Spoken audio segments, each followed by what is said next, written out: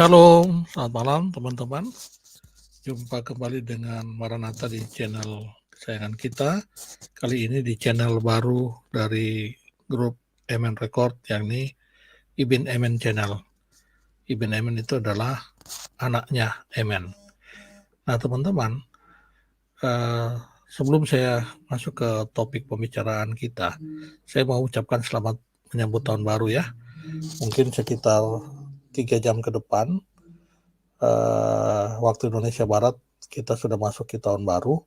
Kalau di daerah Indonesia Timur, Papua dan daerah sekitarnya tinggal sejam lagi ya. Ya teman-teman, dalam menyambut tahun baru saya ingin menyodorkan data ya, di mana para YouTuber Muslim ya, termasuk di channel HMC, yakni kawan-kawannya Julikus dan sebagainya, yakni Alwan TV, dia masuk dan mengata-ngatai ya, saya bisa katakan mengata-ngatai umat Kristen dengan terkait dengan adanya protes terkait dengan rumah ibadah yang didirikan atau dipakai untuk beribadah Natal di daerah Lampung. Kemudian mereka mengatakan menyodorkan data-data statistik ya, yang menurut mereka itu data statistik, tetapi sebenarnya nggak ada data statistik ya teman-teman. Nah ini saya akan menyajikan data yang mereka fitnahkan kepada kita ya teman-teman. Oke, kita akan melihat ya apa perkataan-perkataan mereka ya. Tapi sebelum saya memutar video tentang perkataan-perkataan mereka teman-teman, saya coba jelaskan dulu ya latar belakang dari live kita kali ini. Jadi di dalam channelnya Julikus, yakni Hoten Slayer atau pembunuh Hoten, itu dia mengutip Kanuru, video dari Kanuru, dan dia membuat judul Kanuru sebagai manusia biadab mengajak para Hoten melanggar aturan hukum ya. Nah ini sebenarnya mereka yang dibawanya dia pakai judul sakit mental ya, tapi justru saya lihat mereka ini yang sebaliknya ya. Dan mereka sepertinya memberikan narasi-narasi kebencian kepada kita, serta menggunakan data-data yang asal nyerocos saja. Mereka asal ngomong tapi datanya tidak ada teman-teman. Ya, itu yang menyedihkan. Dan di sini saya mau tunjukkan apa yang mereka ucapkan ya. Alwan TV ya. Oke, saya coba putar dulu ya teman-teman.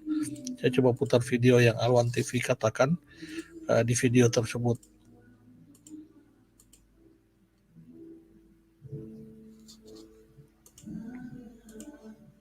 Nah ini ya videonya teman-teman. Mudah-mudahan teman-teman bisa melihat dan bisa menyaksikan apa yang mereka katakan, umpatan-umpatan fitnahan kepada kita.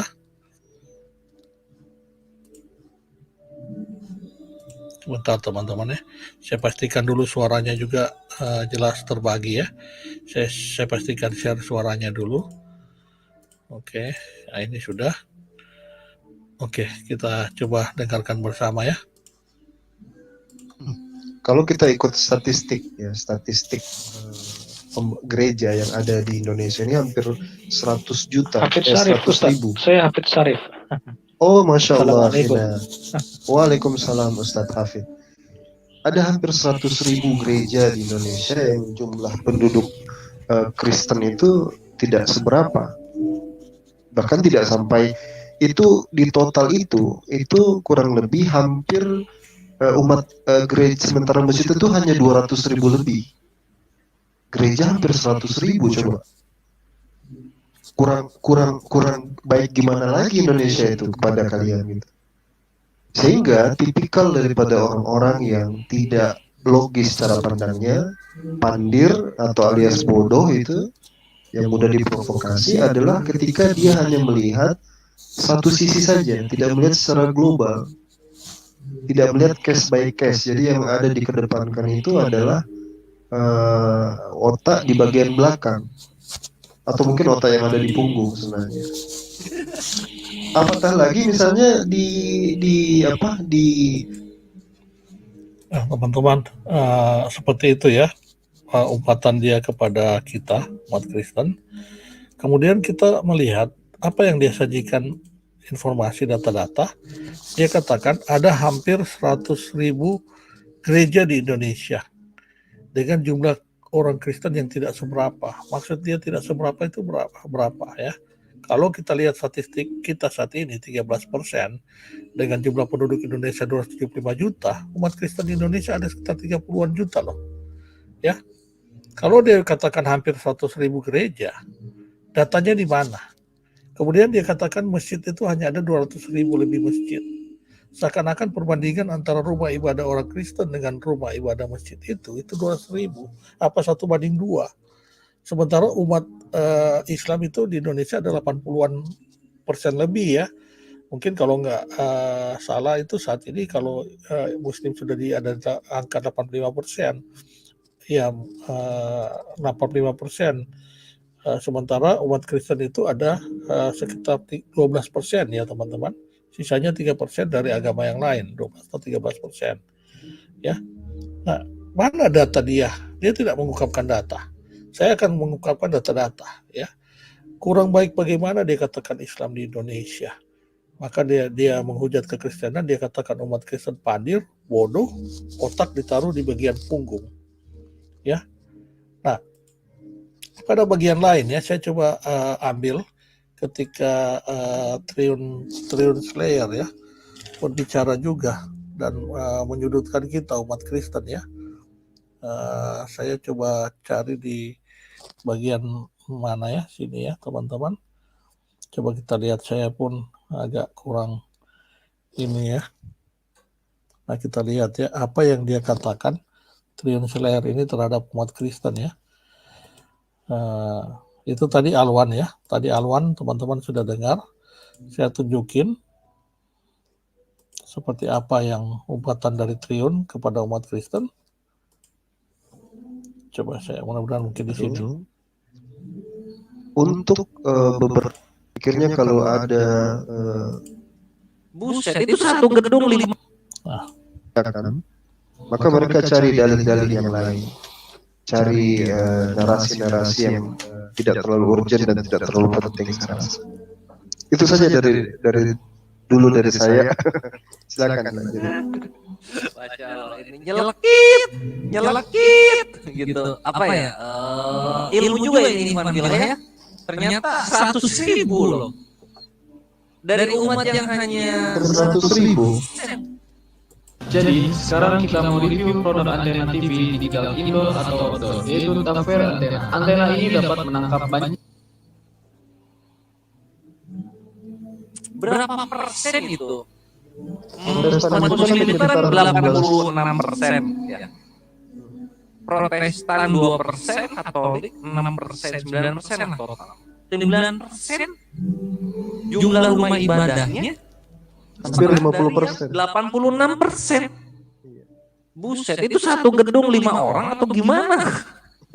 Makanya wajar kalau umat Islam itu merasa risih juga gitu kan. Nah, teman-teman dengar ya, narasi yang mereka tampilkan seakan-akan membuat umat Islam merasa risih, padahal data-data yang dia tampilkan itu tidak ada, teman-teman. Ya, ini yang tadi Alwan TV katakan seperti ini, dan Triun Slayer menambahkan seperti ini ya, teman-teman. Jadi apa yang dikatakan Triun Slayer ini itu tidak menampakkan sebuah kecerdasan otak ya, teman-teman. Nyelekit katanya. Dan Alwan TV telah berbagi ilmu. Kemudian dia katakan 100.000 gereja. Ya, tadi saya katakan data ini nggak ada. Dari umat hanya Protestan 2%, Katolik 6%. Nggak tahu dia dapat data dari mana. Ya, kalau kita lihat sih memang di data 2010 ya, itu ada Protestan 6,9%, Katolik 2,9%. Totalnya 9%. Ya, padahal 2010 pun udah 10% sebenarnya. Ini pun 2% tambah 6% baru 8% ya. Jadi Protestan itu 6,9%, Katolik itu 2,9%. Jadi total di Indonesia itu di 2010 sudah hampir 10%, ya 9,8%. Nah, di 2020 diprediksikan 13%. Ya. Kemudian dikatakan rumah ibadahnya 86%. Gimana dia hitung rumah ibadah Kristen 86%? Alwan tadi mengatakan ada 100.000, Muslim 200.000. Kemudian dikatakan satu gedung isi cuma 5 orang. Idealnya gereja, kalau gereja dengan 100.000 umat harusnya ada 40%, ada 100.000 gereja. 100.000 gereja itu harusnya umat itu 40% katanya. Tapi ternyata hanya 9%.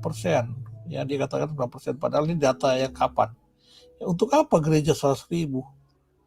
Dia katakan lagi tiap rapat ditaruh gereja. Ini kan merupakan framing-framing yang bisa dikatakan menyudutkan kekristenan, tetapi data-data ini tidak ada, teman-teman. Ya, nah saya coba tampilkan ya. Sebenarnya data-data ini tidak saya dapatkan data-data di Indonesia ya, karena data terakhir di Indonesia itu tidak ada. Yang ada justru di DKI. Udah mandi belum? Sudah. Nah.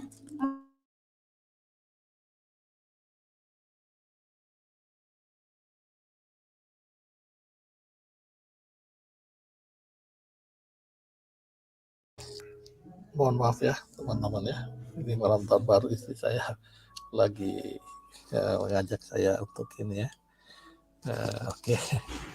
Tapi nggak apa-apa, saya sudah jelasin ke istri saya sebentar lagi ya. Kita ada acara ya, tapi saya sempatkan untuk bisa menampilkan ini ya, karena ini penting sekali teman-teman ya. Jadi saya lanjutkan ya teman-teman. Jadi saya katakan data statistik agama yang ada saat ini adalah di Provinsi DKI Jakarta.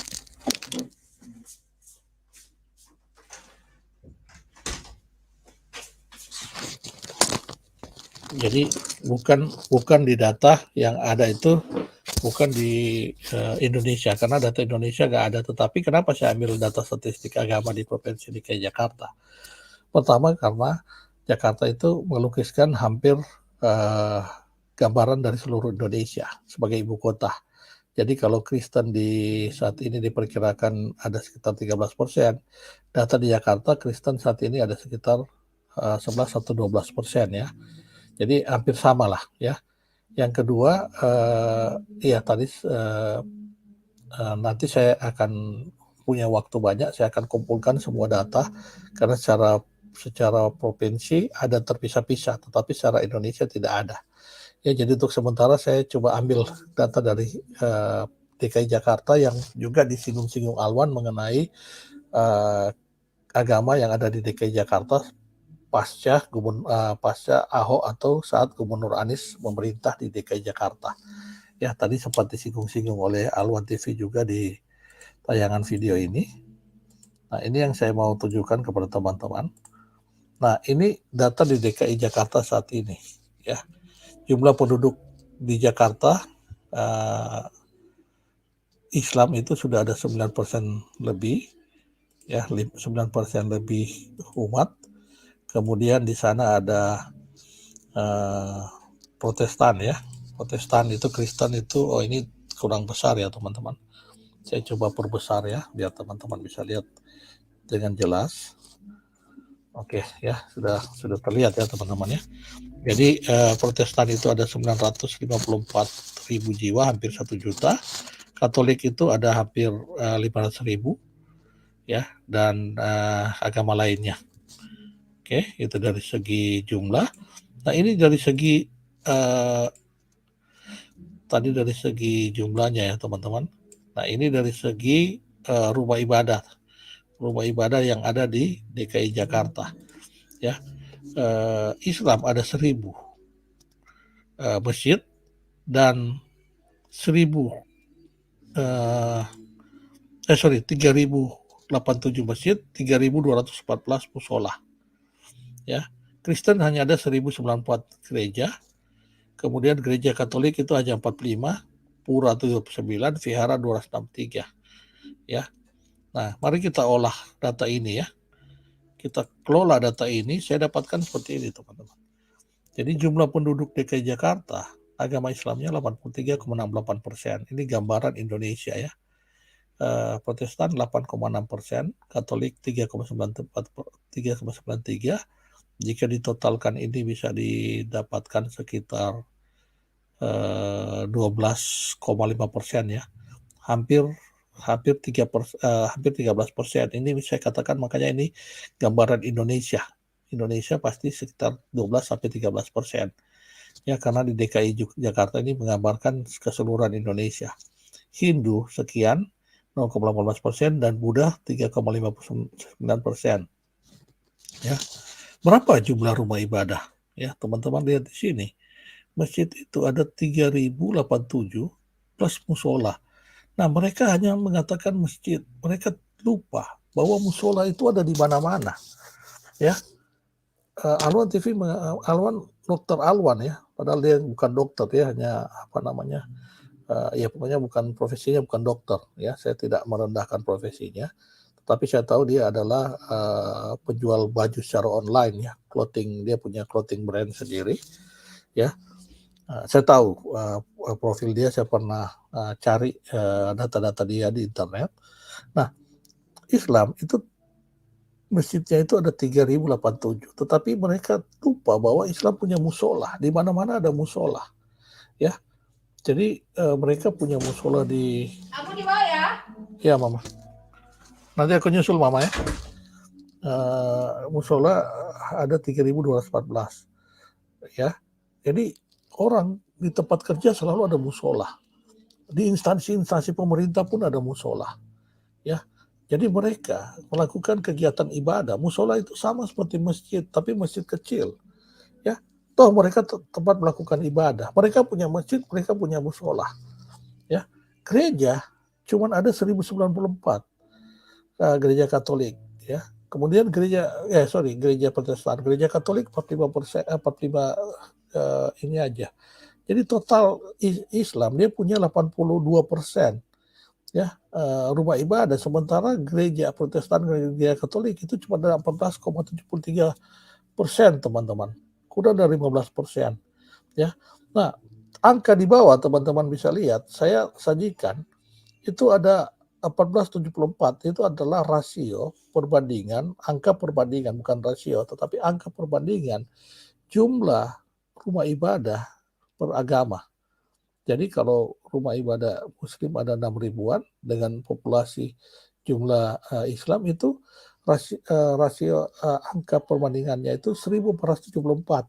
Artinya 1.000 rumah ibadah dipakai untuk 1.400 atau rata-rata 1.500. Gereja 1.200. Ya.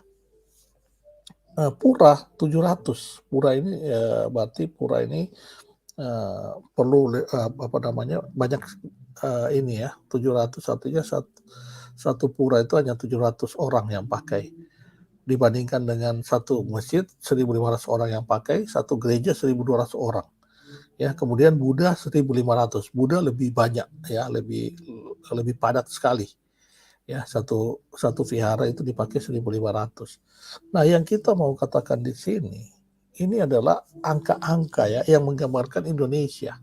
Ya, jadi kalau mereka memfitnah bahwa Kristen yang hanya 9% katanya, padahal Kristen sekarang 13%, totalnya mungkin 30-an juta orang, itu wajar kalau memiliki rumah ibadah, gereja yang jumlahnya sudah segini.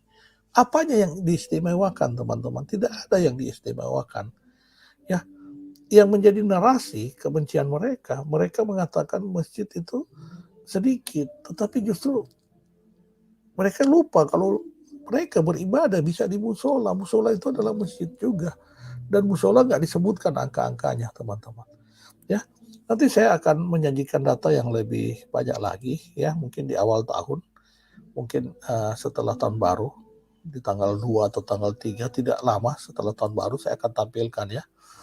Jadi dia katakan juga, Alwan mengatakan bahwa IMB semasa Anies, datanya itu ada di Jakarta itu, katanya ada 11 IMB untuk masjid, sementara untuk gereja ada 25 IMB. Saya cari-cari belum ketemu datanya.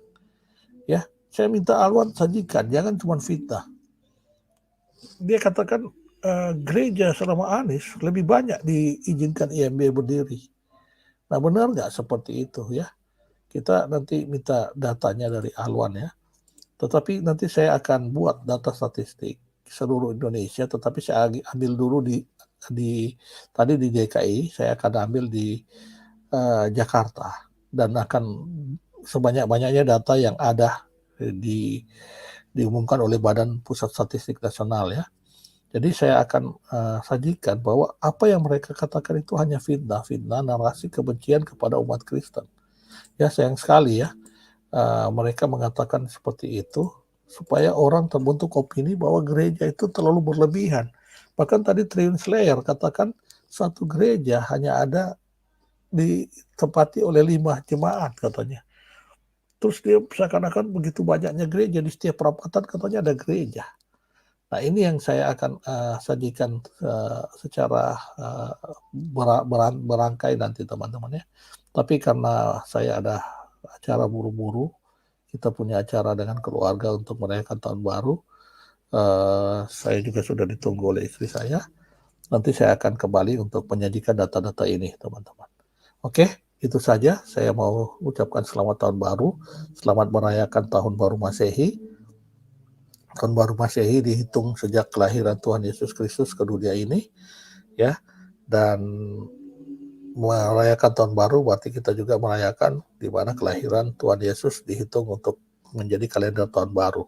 Makanya tahun baru disebut tahun Masehi. Masehi itu berasal dari Isa Al-Masih, Yesus Kristus, yang merupakan bahasa Latinnya Anno Domini, tahun Tuhan kita. Ya, jadi ada pengakuan bahwa tahun Masehi itu adalah tahun dihitung sejak kelahiran Tuhan kita, Yesus Kristus. Jadi kita rayakan tahun baru dengan penuh sukacita. Selamat tahun baru teman-teman. Tuhan memberkati kita semua. Salam kebajikan. Haleluya. Amin.